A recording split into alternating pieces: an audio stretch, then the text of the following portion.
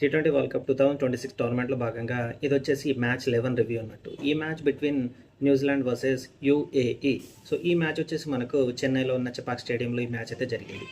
So, ఈ మ్యాచ్‌లో UAE toss గెలిచి వాళ్ళు బ్యాటింగ్ అయితే ఎంచుకున్నారు. న్యూజిలాండ్‌కి బౌలింగ్ అయితే ఇచ్చారు. సో, యూఏఈ టీమ్ వచ్చేసి 20 ఓవర్స్ గాను వాళ్ళు 173 రన్స్ అనేది వాళ్ళు చేశారు. సో, ఇందులో వచ్చేసి అలీషాన్ 55 రన్స్ చేశాడు. వసీం 66 రన్స్ చేశాడు. ఇక మిగతా వాళ్ళంతా ఇక మా వాళ్ళే అంత స్కోర్ కొట్టేసరికి మేము ఎందుకు కొడతామని చెప్పేసి వాళ్ళు వస్తున్నారు వెళ్తున్నారు అంతే. సో అలా చూసుకుంటే ఇక టోటల్ 20 ఓవర్స్ గాను వాళ్ళు 173 రన్స్ మాత్రమే చేశారు.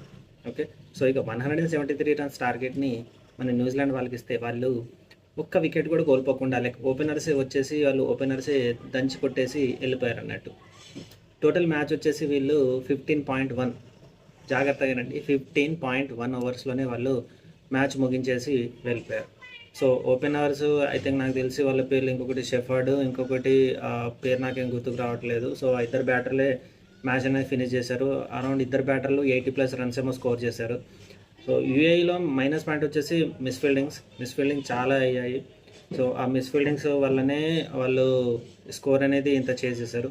నాకు తెలిసి న్యూజిలాండ్ వాళ్ళు అనుకుంటున్నామో చిన్న పిల్లలరా మీరు, ఇటువంటి చిన్న చిన్న స్కోర్లు మాకు ఇవ్వకండి, ఇస్తే పెద్ద పెద్ద ఇవ్వండి, ఈసారి గట్టిగా ప్రిపేర్ అయ్యి వచ్చాం, ఈసారి ఏదైనా సరే చూసుకుందాం అన్నట్టు వాళ్ళ బ్యాటింగ్ ఉంది.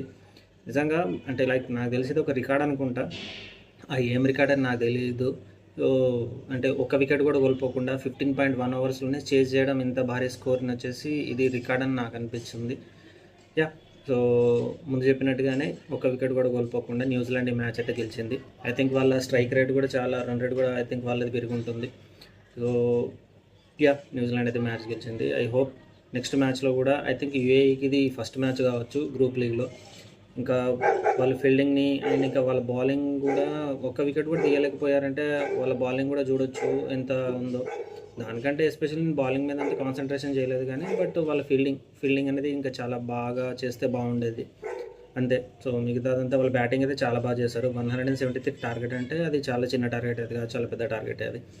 సో యా, ఇది మ్యాచ్ మీద review. If in case match మీరు చూసుంటే మీకు ఎలా అనిపించింది ఒకసారి కమెంట్ చేయండి. అలాగే వీడియో ఒకవేళ నచ్చితే లైక్ చేయండి, షేర్ చేయండి, నా ఛానల్ని సబ్స్క్రైబ్ చేసుకోండి. So this is Vikram Rathod. అప్పటి వరకు ఉంటా, బాయ్.